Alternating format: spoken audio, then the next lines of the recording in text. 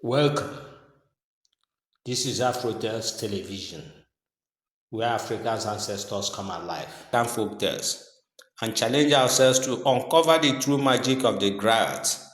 Who are these mysterious storytellers? Why have they carried the voices of kings, warriors, lovers, and tricksters for centuries? And can their art survive in the fast changing digital age? Let's find out. A griot is more than a storyteller. They are the heartbeat of a people, the bridge between ancestors and the living, between memory and destiny, with a voice that can calm a restless child or challenge the authority of kings. The griot carries within them the very soul of Africa.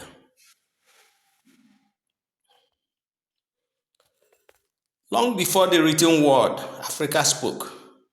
From the deserts of Mali to the forests of Congo, history lived on the tongues of griots. Every genealogy, every war, every victory, every warning was recited, sung, and remembered.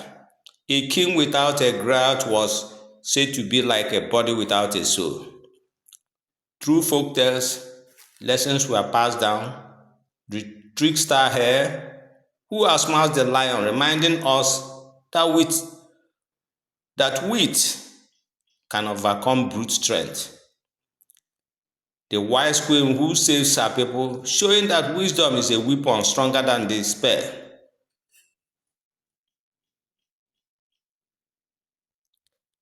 The Griot is not just a storyteller.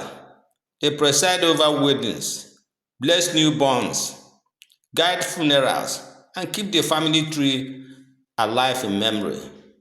They advise rulers, negotiate peace in times of war, and settle disputes with words instead of swords. Imagine a single person carrying the responsibility of Google, CNN, Spotify, and your photo album all in their head. That is the power of the Griot.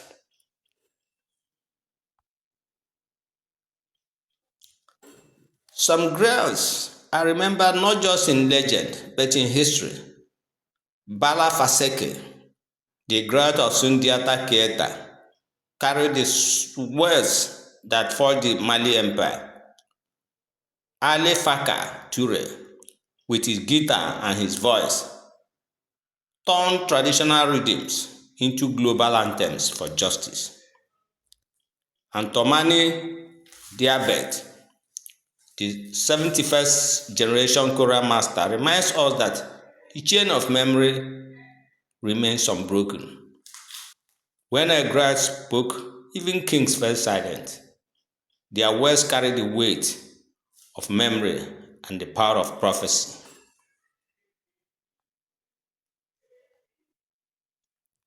One story tells of a griot who tricked a greedy chief. He began a tale, then stopped halfway. The chief, desperate to hear the ending, paid him double his fee before the final words were spoken. The lesson: storytelling is not just wisdom, it's power. Would you have paid him, or would you walk away forever wondering how the story ends? The world is changing. The smartphone is now the new talking drum. Many young Africans know Marvel heroes better than their own folktales. Yet the Griot adapts. Their voice is on YouTube. Their music streams on Spotify.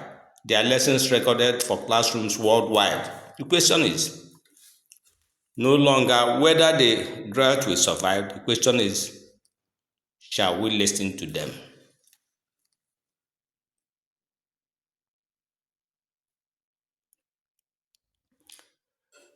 The Griot's magic is not only African, it is human.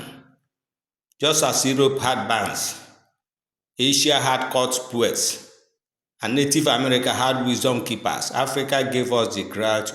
Whenever people gather, the hunger for story remains. As the African proverb says, until the lion learns to speak, the tale of the hunt will always glorify the hunter. The Griot ensures the lion's roar is never silenced.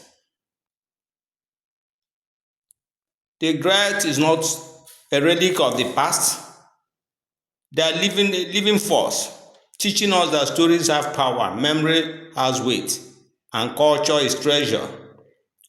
From firelight to radio, from drums to smartphones, the Griot's voice continues to remind us who we are and who we can be. If this story has fascinated you, please subscribe for more African legends and stories from AfroTales TV. Thanks for watching.